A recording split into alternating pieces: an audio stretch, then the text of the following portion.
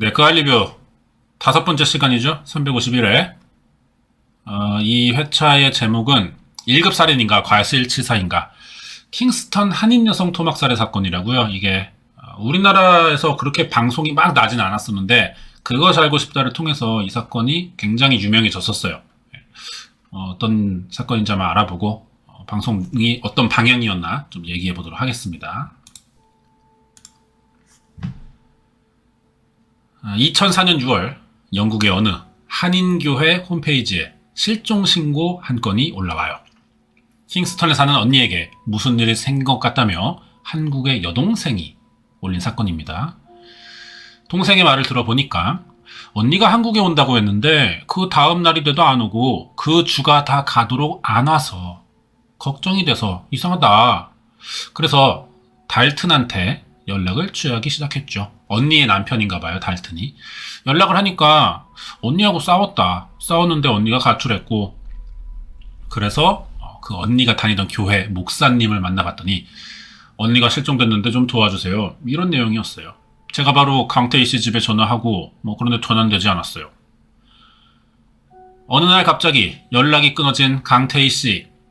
교회 목사가 당시 부부가 운영하던 영어 학원을 찾아가 봤지만 학원도 문이 닫혀 있었다고요. 찾아가 보니까 문이 잠겨 있었어요. 그래서 저는 이상했어요. 학원이 문이 잠겨 있다는 건 학생들이 많이 왔다 갔다 하는 곳인데 좀 이상하다 생각을 했죠. 전화가 한 번 왔는데 학원을 팔아라. 팔고 학생들한테 다 내주고 학원을 정리를 해라. 전화 한 번 왔었대요. 제가 너무 이상해서 달튼이 하는 행동도 언니가 없어졌는데 걱정하는 것도 없고 너무 이상하게 가만히 있으면 안 되겠다. 가서 왠지 불길한 예감에 언니를 찾아 나섰어요. 그리고 그 시각에 강 씨의 시부모님 댁, 달튼의 부모님 가족인 거죠. 네.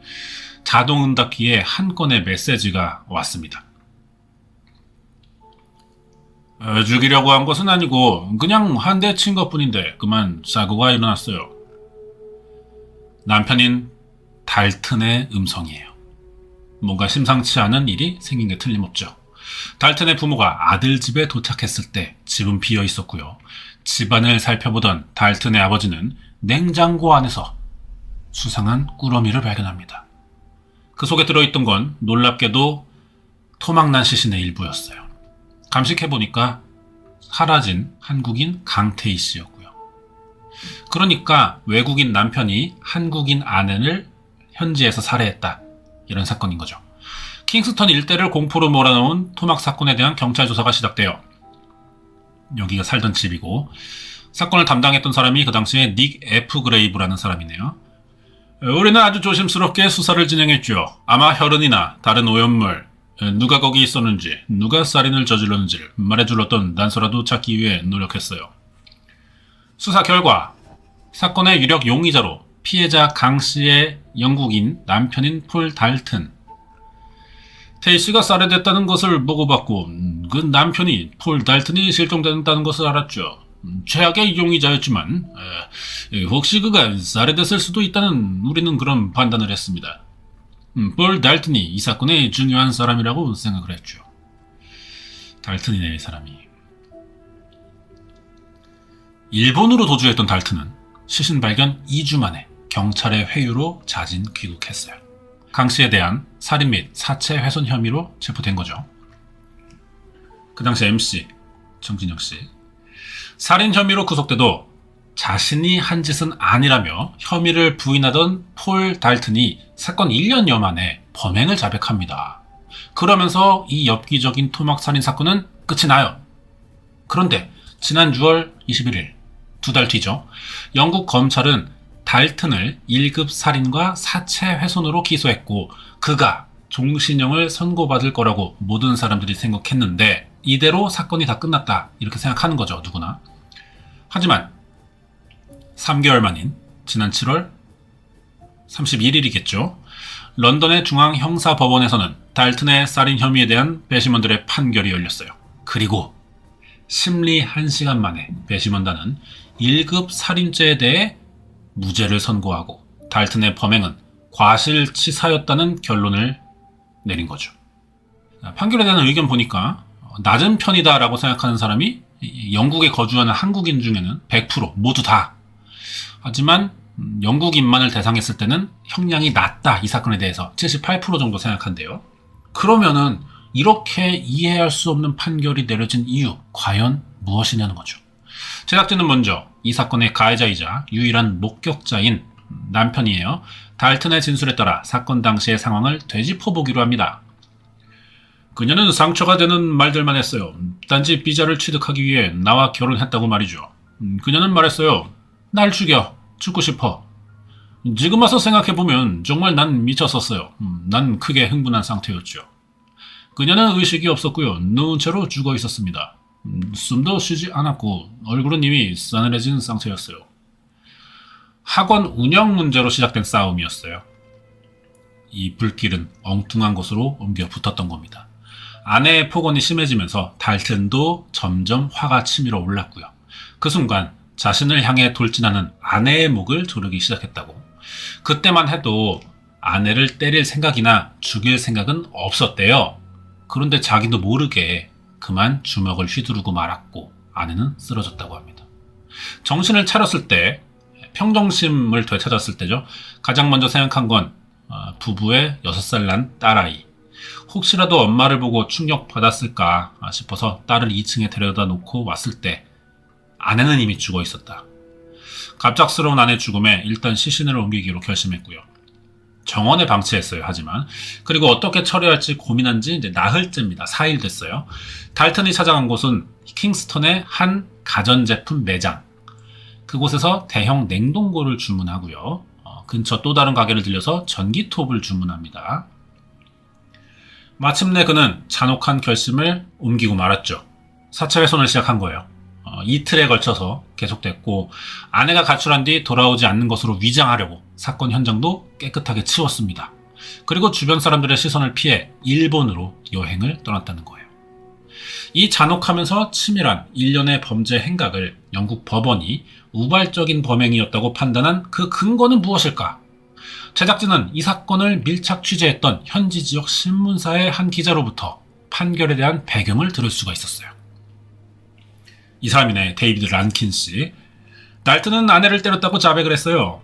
그녀는 죽었고 그는 일본으로 도주한 거죠. 달튼은 모든 증거에 대해 인정도 했습니다. 배심원들이 이 사건이 1급 살인인지 아닌지 판단하는데 남은 문제는 범행 당시 달튼이 아내를 죽일 의도를 가지고 있었느냐. 이게 가장 중요한 핵심이었다고. 검시관. 덕을 주먹으로 쳤고요. 그래서 덕뼈가 부러졌죠. 피를 많이 흘렸고 피가 기도로 흘러가 숨을 쉴 수가 없었을 겁니다. 사망지 나서 봐도 그렇게 나와 있네요.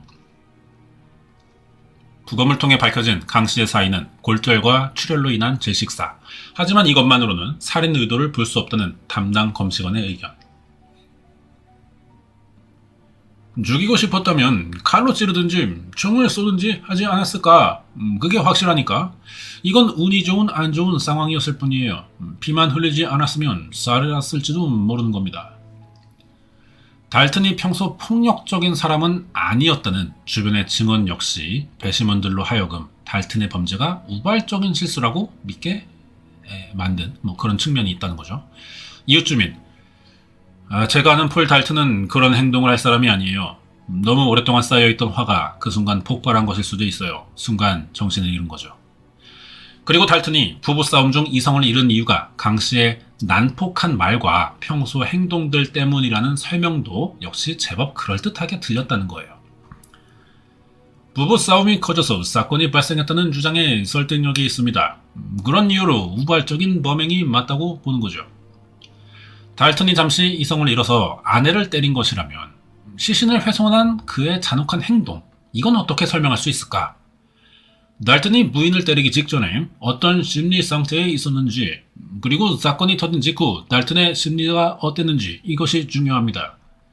부인이 사망한 후 며칠 동안 정신건강이 심각한 상태로 급격하게 나빠졌다고 배심원들에게 몇 번이고 반복해서 알려줬어요. 그러니까 자기도 아내를 죽인 건 우발적이었고 막상 하고 나서 시신도 숨기려고 나중에 뒤처리도 했지만 심리적인 충격이나 어떤 타격 있었다라고 항변한 거네요. 그리고 이게 받아들여졌고. 이번 살인사건이 이성을 잃은 상태에서 벌인 실수였다는 변호인 주장은 그렇게 법정에서 받아들여졌습니다. 현재 완스워즈 교도소에서 복역 중인 폴 달튼 5년형 중 재판 과정에서 이미 1년을 보냈기 때문에 형기의 반만 채우면 석방되는 영국의 교도행정대로라면 남은 형기 2년도 되지 않았습니다. 취재 당시에. 영국에서 말하는 과실치사는 우리나라와 의미가 좀 다른데요. 폭행치사, 상해치사와 같이 살인의 고의가 없는 모든 살인 행위가 과실치사 개념에 포함이 된다는 거예요. 이 사건에서 1급이냐, 과실치사냐를 가려내는 기준은 살인의 고의가 있었는가, 즉, 폴 달튼에게는 아내 강 씨를 죽일 생각이 그 순간에 있었는가에 있습니다. 아내를 죽일 의도로 때린 근거가 없기 때문에 이 사건을 1급 살인으로 볼 수 없다는 배심원의 판단은 얼핏 보면 무척 합리적인 것처럼 들리긴 해요. 하지만 그를 1급 살인 혐의로 기소한 영국 검찰의 시각에서는 이 사건을 따라가다 보면 아직까지 풀리지 않는 의혹이 있다는 사실을 발견하게 된다고요. 사건 현장에 있던 사람들은 달튼과 강 씨 두 사람밖에 없어요. 달튼이 고의적으로 강 씨를 살해했다는 증거를 찾기란 쉽지가 않습니다. 검사가 증인으로 부를 수 있는 목격자는 없어요. 달튼은 그의 시각으로 어떤 일이 있었는지를 말해주었고 우리는 그에 대한 반증을 제시할 수가 없습니다. 이미 집안에서 일어난 일이었기 때문에. 달튼의 증언이 사실인지를 확인할 수 있는 객관적인 증거는 현장에 남아있는 강 씨의 시신밖에 없어요.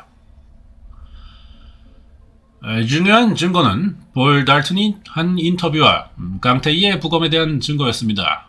법정이 알아낸 것은 부검 결과와 폴 달튼의 진실이 일치한다는 것이죠. 그렇다면 우발적인 사고였다는 달튼의 주장 역시 사실인 것일까? 한 가지 의문은 어떻게 맨손으로, 그것도 단 한 번의 폭행으로 죽음에 이르는 치명적인 상처를 입힐 수 있었을까 하는 의문이에요. 검찰이 가장 먼저 주목한 건 평범한 동양 여성인 강 씨에 비해 달튼은 184가 넘는 키에 운동으로 단련된 건장한 체격을 가지고 있었다는 겁니다. 제작진은 평소 달튼이 다니던 헬스클럽에서 그가 지난 몇 년간 꾸준히 운동했다는 사실을 알 수 있었어요. 180 정도 넘는 그 키로 늘 배드민턴 운동을 하는 스매싱 연습하는 그 손으로 때렸다는 건 그것은 과실을 넘어서 자기 자신의 감정 조절이 잘못된 우발적 살인이 아닌 그런 연장선상에서 의해를 하셔야 되지 않나 싶습니다. 덕뼈가 완전히 두동강 났어요. 반쯤 갈라지다 만 게 아니라 꽤 세게 쳤어야 될 겁니다. 그냥 철썩 때리는 걸로만은 이건 안 돼요. 달튼의 맨주먹은 어느 무기와 다르지 않게 생명을 뺏어갈 정도로 치명적이었어요. 또한 검찰이 강한 의혹을 품은 것은 강 씨가 쓰러지고 나서부터 보인 달튼의 행동 때문이었다고 합니다. 자, 여기서 1부가 끝나고요. 2부, 3부 이어서 보도록 하겠습니다. 2부입니다. 재판을 참관했던 김병임 씨라고 하는데요. 현지 교민이시겠죠? 아래층에서 싸움을 하다가 때려서 넘어지고는 이 아이를 우선 달래야 되겠다는 생각에서 딸을 데리고 2층으로 올라갔대요. 그 변호사가 그때 그 이야기를 했고 그래서 딸을 데리고 2층으로 올라가서 그 아이를 달래는 시간이 법정에서는 5분 내지 10분이었다고 그러더라고요. 달튼이 경찰이나 119에 바로 연락했다면 그녀의 목숨을 건질 수 있었을까요? 가능하지 않았을까요? 그녀의 누워있는 자세만 좀 고쳐놨어도 피가 배로 흘러들어가지 않고 입 밖으로 나오지 않았을까요? 아이를 보호한다는 핑계로 위급한 부인을 별다른 조치 없이 방치한다는 건 상식적으로 이해하기 어려운 것이며 따라서 처음부터 아내를 죽일 생각이 있었다는 의심이 생긴 대목이라고 합니다. 부부간에는 고도의 보호 의무라는 게 있는데 남들과 다르게 내가 보호해야 되는 사람이 위험이 발생한 것을 보고도 그대로 방치했다면 그 자체만으로도 살인의 고의가 있다고 본다는 거죠. 검사 측에서는 아마 그때 즉시 병원에 연락했으면 살 수 있었는데 달튼이 병원에 연락하지 않아서 방치해서 죽었다. 이제 그걸 지적하고요. 그리고 네가 죽이기 전에 모든 컴퓨터 데이터나 자료들을 다 삭제한 것으로 봐서는 의도된 1급 살인이다. 이렇게 구성을 했는데요. 만약 범행 당시 가해자 의도를 밝히기가 어렵다면 이후의 행동이 그 판단 기준이 되어야 하며, 또한 우발적인 행동이라고 해서 무조건 실수로 인정하는 건 문제가 있다고 국내의 전문가 중 한 명인 아주 젊을 때의 이수정 교수님이 얘기합니다. 범행 당시 도저히 책임을 질 수 없을 정도로 정신적으로 아주 고통을 받고 있지 않았었겠느냐, 현실적인 어떤 감각이 결여될 정도의 심리적인 부적응 상태에 놓여 있었느냐 하는 것을 입증해야 된다는 거죠. 그가 정신적인 문제가 있었나요? 네, 제가 알기로는 정신적인 병은 없었던 걸로 압니다. 정신병이 없었나요? 알고 있기로는 없어요.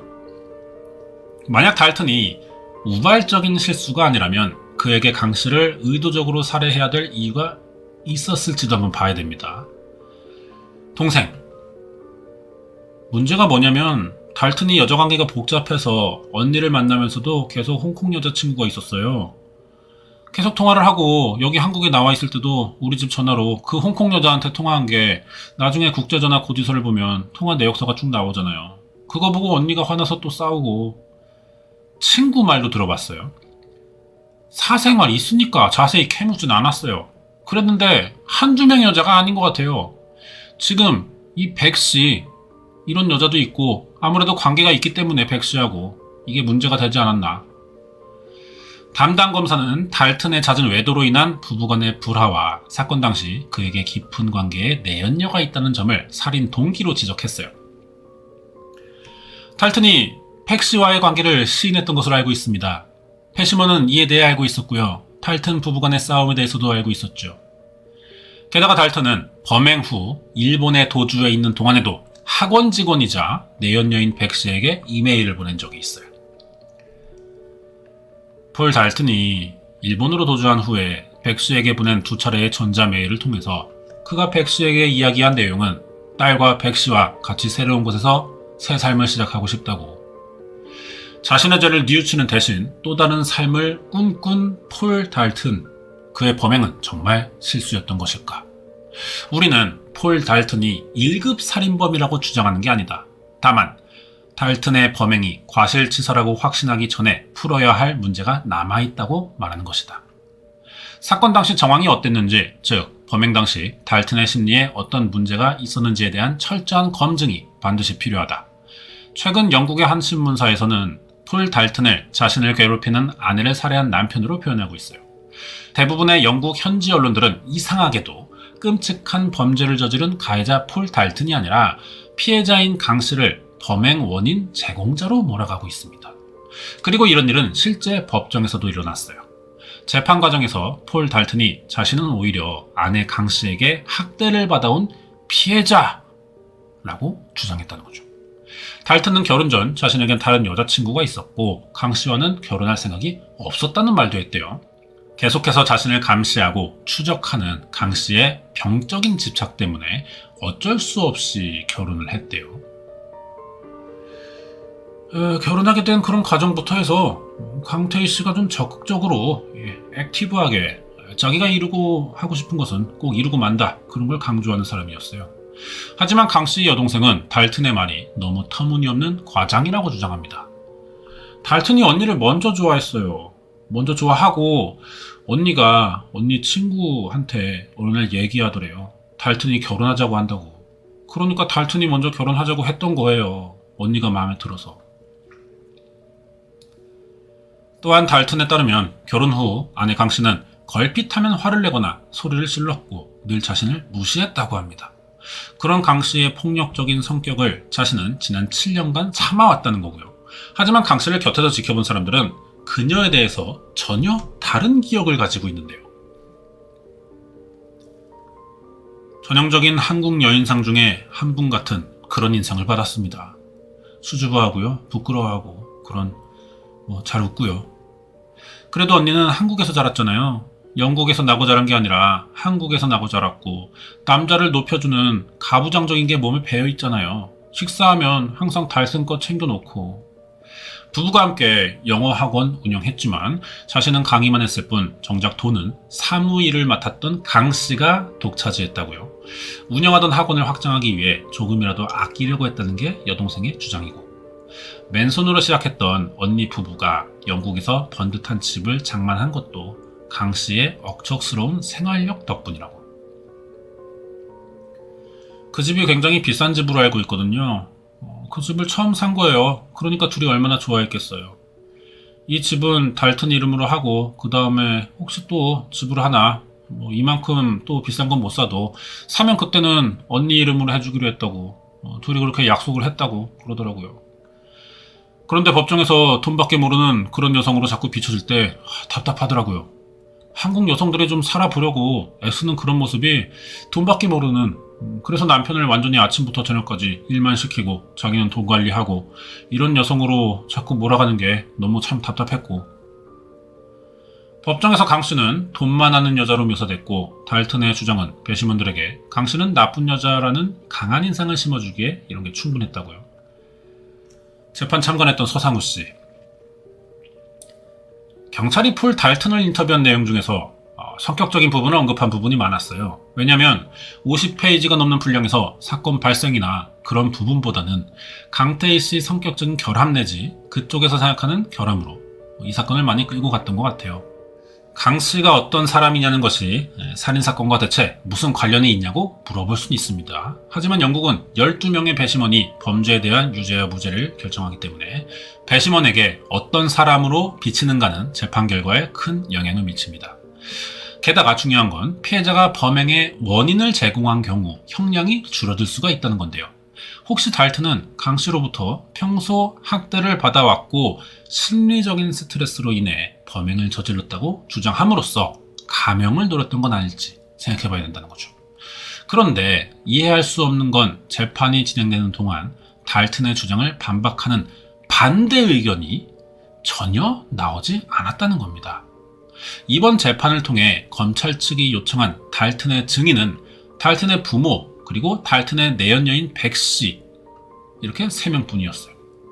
달튼의 내연녀인 백씨가 왜 검찰 측의 증인으로 출석했던 걸까요? 백씨가 증인으로 섰던 건 달튼 부부와 오랫동안 일을 해왔었고 그들이 같이 있을 때 어떻게 행동했는지 어떤 말을 했는지 잘 아는 사람이었기 때문에 그런 의미에서 배심원들에게 증인이 됐던 인물이죠. 하지만 백씨의 증언은 검찰 측의 주장을 뒷받침하기는커녕 오히려 강 씨에게 불리하게 작용했습니다. 모든 문제를 죽은 고 강태희 씨에게 다 떠넘기는 듯한 그런 인상을 강하게 받았고요. 그렇게 논조가 진행이 되더라고요. 6번에 걸친 공판에서 강 씨 측 입장을 대변할 사람은 한 명도 나오지 않았고 재판은 일방적으로 진행됐습니다.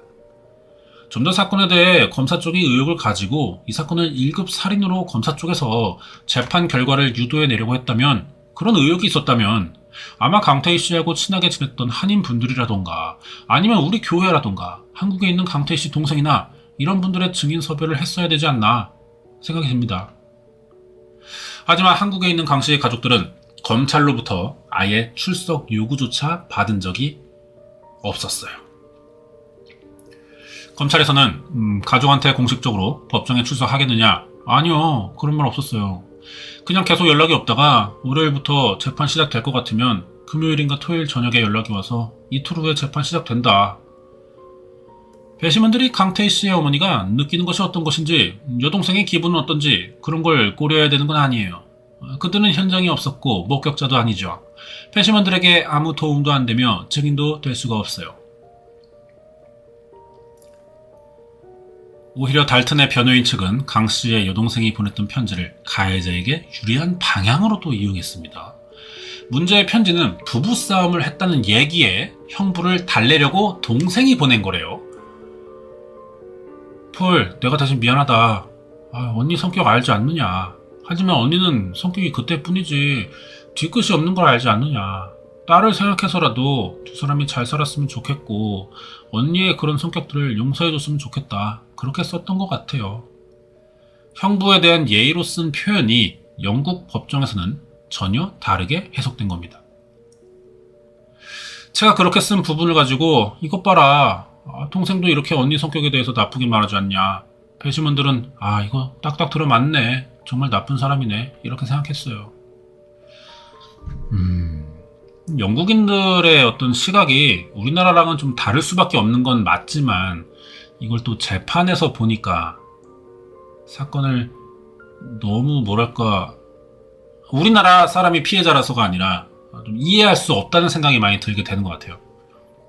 영국 경찰청에서 강태희 씨 가족을 찾아왔구나.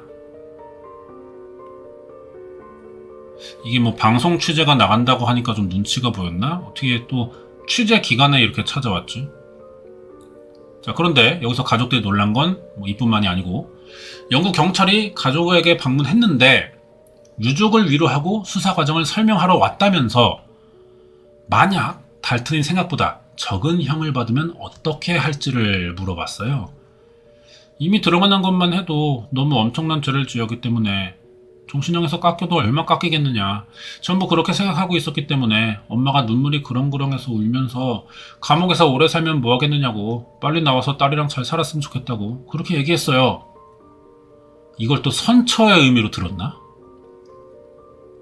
그런데 지금 5년이라는 걸 알았을 때 전부 펄쩍펄쩍 뛰죠. 무슨 그런 말도 안 된다. 그리고 우리 위로하러 왔다는데 저는 그걸 알아보러 온 것 같아요. 가족의 달튼에 대한 처벌 의사, 저는 그렇게밖에 안 보여요. 와서 한 게 뭐가 있어요. 하지만 그날 가족들이 무심코 한 대답은 피해자 유족들이 폴 달튼을 처벌하지 않는다는 공식적인 의사표시가 됐습니다. 정말 이렇게 보는구나. 그러니까 속뜻이라는 거를 생각하지 않는 건가? 이게 뭐 속뜻이라고 해도 이게 무슨 말이냐면은 처벌은 처벌이고 받을 건 받고 그래도 몸 성하게 잘 나와서 결국 자기 딸이니까 부모 노릇해야 되지 않냐. 그거라도 잘했으면 이제라도 좋다. 그런 의미인데 이 사람들은 이거를 그냥 내포하고 있는 의미 자체를 모르는구나. 이 상황을 뒤늦게 들은 여동생이 증인 출석하겠다고 했지만 거절당했어요. 왜? 이미 여동생이 달튼에게 유리한 증언을 했기 때문에.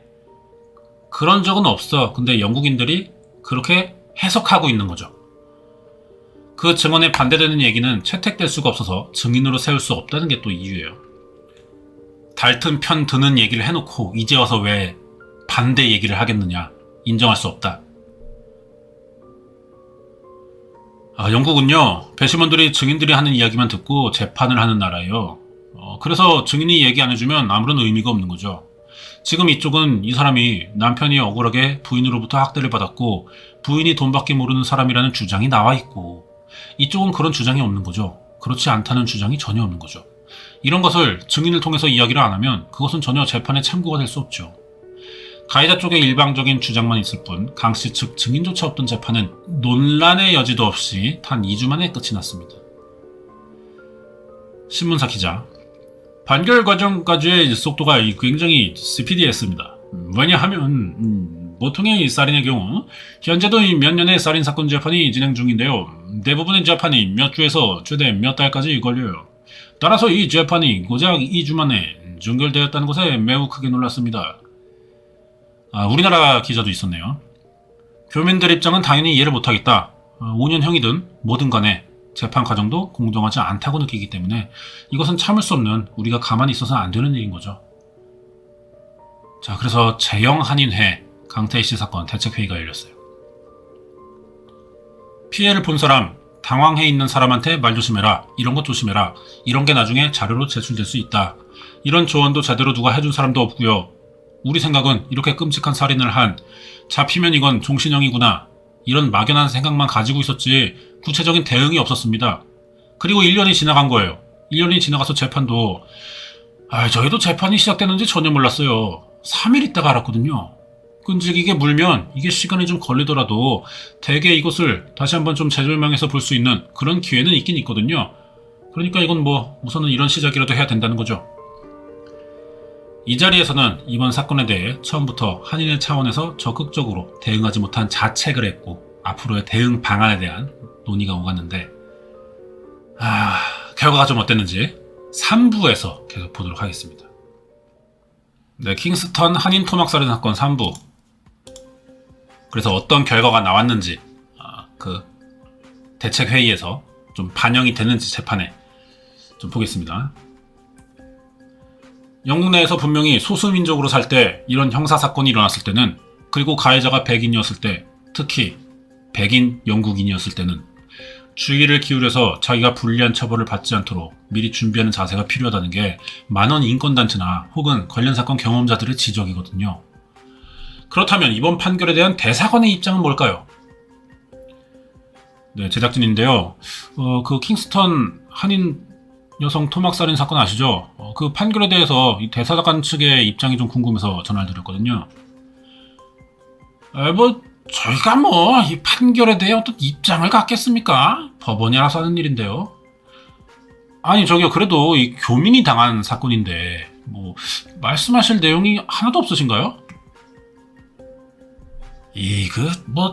그래요. 다 이 해석하시기가 좀 나름인데, 어쨌든 법적으로 이 강태희 씨는 영국 시민이다. 저 이렇게만 말씀드릴게요. 비록 강 씨가 한국 국적을 가지고 있지만 영국 시민권자라 대사관이 나서기 애매한 데다가 이 사건은 부부간에 일어난 지극히 개인적인 문제라는 입장이에요. 대사관에서 하는 거는요, 이건 자국민을 보호하고 챙겨주는 게 아니라 그 나라 정부 입장을 오히려 이해시키려 하고 무마시키려 하고 두루뭉술 좋게 넘어가려고 하고 그런 것들이 화가 너무 나요. 가족들이 지금까지 대사관에서 받은 것이라곤 강 씨의 사망 확인서와 복사한 신문 3장뿐이래요. 이제 와서 억울함을 호소해도 영국의 법과 문화에 낯선 가족들로선 막막하기만 합니다. 게다가 영국 검찰 측은 이미 항소를 포기했어요. 그 의사를 밝힌 상태고요. 이미 사건이 끝나는데 더 이상 저희는 수사하지 않습니다. 이 사건에 대해서 그가 유죄를 자백했고요. 판결이 났다는 거죠. 지금 유리한 방법은 형에 대한 항소를 하는 것인데요. 검찰 측은 형에 대한 항소마저도 비관적으로 보고 있습니다. 영국에서는 95%의 재판이 1심에서 끝나버린대요. 일단 배심원단이 판결을 내린 뒤에는 결정적인 새로운 증거가 새로 나타나지 않는 한 항소 자체가 거의 불가능하다는 겁니다. 누군가 유가족에게 영국의 법률 시스템에 대한 약간의 조언만 해줬더라면, 그리고 대사관과 한인회가 발빠르게 대처해줬더라면 이렇게 재판이 부당하게 진행되는 걸 막을 수 있었을지도 모른다고. 하지만 재외 국민의 번역을 대변해야 할 대사관에서는 여전히 이 사건을 어느 영국 시민의 사생활 정도로 치부하면서 방관했고, 한인 사회를 대표하는 재영 한인회 역시 감정적인 대응 이외에 구체적인 대처를 내놓진 못하고 있어요. 현재 킹스턴, 뉴 몰든 등 한인 밀집 지역을 비롯한 영국 내에 거주 중인 한인이 한 3만 5천여 명 정도 되는데, 한인 대상 범죄가 빈번하게 발생해요. 하지만 대부분이 정당한 법의 보호를 받지 못하고 있습니다. 그 당시 이야기죠. 재영 한국인회 87%가 자신도 당시 사건이나 이와 비슷한 범죄에 노출된 적이 있다고 답한 곳에서 한인 사회를 둘러싼 불안과 공포를 실감할 수 있대요. 앞으로는 한인 사회도 점점 영국에서 커지고요. 우리가 이제 나름대로 어떤 목소리를 좀 내야 되는데, 이런 상황에서는 앞으로 이런 판결이 계속 이런 식으로 가다가는 한인한테 이 한인 지역에 어떤 불이익이 나올지는 아무도 예측할 수 없는 거고, 아마 눈덩이처럼 좀 불어나지 않을까 그런 생각을 해요. 지난해 영국 한인 사회를 떠들썩하게 만들었던 강태희 씨 죽음에 이어 이번 당시 사건의 재판 과정과 결과는 또 한 번 한인 사회를 위협하고 있습니다. 과연 언제쯤이면 재영 한국인들이 공정한 영국법의 보호를 받을 수 있을까? 토막살인이라는 처참한 죽음을 당하고도 영국 법정에서 또 한 번 난도질 당해야 했던 고 강태희 씨. 템스강 강바람보다 싸늘한 무관심 속에서 강 씨와 유족들은 억울함을 호소할 길을 찾아 헤매고 있습니다. 우리가 폴 달튼의 판결에 이의를 제기하는 건 단지 달튼이 더 많은 형을 살기 원해서가 아니에요.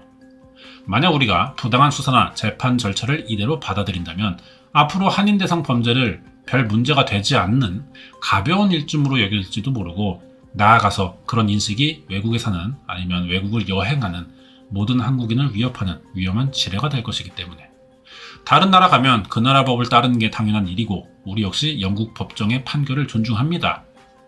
하지만 그에 앞서 고 강태희 씨가 공정한 재판을 받을 수 있는 기회를 줄 것을 영국 사법부에 요청한다는 거죠. 그리고 낯선 이국 땅의 법과 문화 속에서 스스로를 보호할 대응력을 갖지 않으면 두 번의 희생을 당할 수 있다는 사실이고요. 한 여성의 죽음이라는 값비싼 대가를 치르고 얻은 교훈을 우리 모두 잊어서는 안 될 겁니다.